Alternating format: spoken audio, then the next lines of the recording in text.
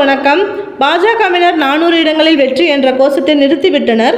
அதை பற்றி பேசுவது இல்லை. கடந்த வருடமாக செய்த எதையும் அவர்களால் பேச முடியவில்லை.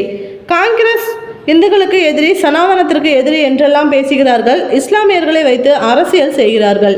ஆனால் இதெல்லாம் எடுபடாது என்று மூத்த பத்திரிகையாளர் பிரியன் தெரிவித்துள்ளார். 2024 லோக்சபா தேர்தல் தொடக்கத்தில் 400 இடங்களை பெறுவோம் என்று பாஜக முழக்கம் வைக்க தொடங்கியது.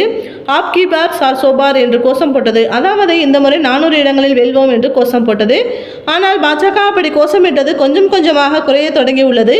400 இடங்களை வெல்வோம் என்ற அந்த கட்சியின் முழக்கம் முதல் கட்ட தேர்தலில் மிக பலத்தமாக ஒலித்தது. ஆனால் இரண்டாம் கட்டமாக தேர்தல் பிரச்சாரம் எதிலும், மூன்றாம் கட்ட பேச்சுவார்த்தையிலும் அந்த சத்தம் கேட்கவே இல்லை.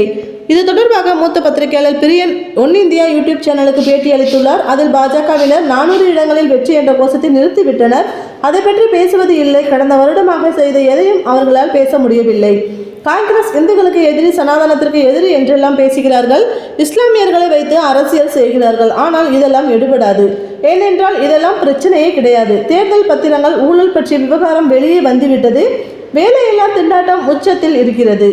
மக்களுக்கு விலைவாசி பிரச்சனை விண்ணை முட்டுகிறது. 2 மாநில முதல்வர்களை கைது செய்தது பாஜகவிற்கு பெரிய அளவில் எதிராக மாறியுள்ளது. காங்கிரஸ் கட்சியின் தேர்தல் அறிக்கையும் பாஜகவிற்கு பெரிய அளவில் எதிராகவே மாறிவிட்டது. செஸ் வரி வசூலில் மாநிலங்களை ஏமாற்றும் பாஜகவின் சட்டத்திற்கு முற்றுப்புள்ளி வைக்கப்படும். மாநிலங்களுக்கு அதன் உரிமை தொகையை வழங்க நடவடிக்கை எடுக்கப்படும். மாநிலங்களிடம் பிடுங்கப்பட்ட நீதிகள் மீண்டும் வழங்கப்படும். நாடு முழுவதும் சமூக, பொருளாதார, சாதி வாரியான கணக்கெடுப்பு நடத்தப்படும். இடஒதுக்கீடு உச்சவரம்பு 50% என்பதை உயர்த்த சட்டத்திருத்தம் செய்யப்படும். ST, ST, OBC பிரிவினருக்கான காலி பணியிடங்கள் ஓராண்டுக்குள் நிரப்பப்படும்.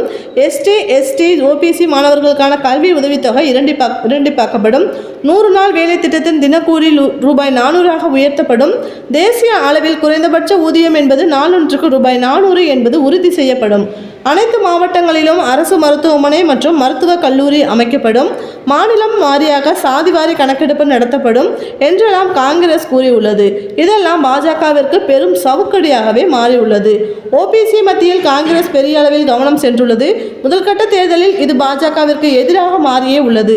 மத்திய பிரதேசம், ராஜஸ்தான், உத்தரப்பிரதேசம், பீகாரில் உள்ள 30 தொகுதிகளில் பாஜகவிற்கு பின்னடைவு ஏற்பட்டு உள்ளது. அவர்களுக்கு உளவுத்துறை ரிப்போர்ட் அல்லது பாஜகவினர் 400 இடங்களில் வெற்றி பெற்று என்ற கோஷத்தை நிறுத்திவிட்டனர் என்று மூத்த பத்திரிகையாளர் பிரியன் தெரிவித்துள்ளார்.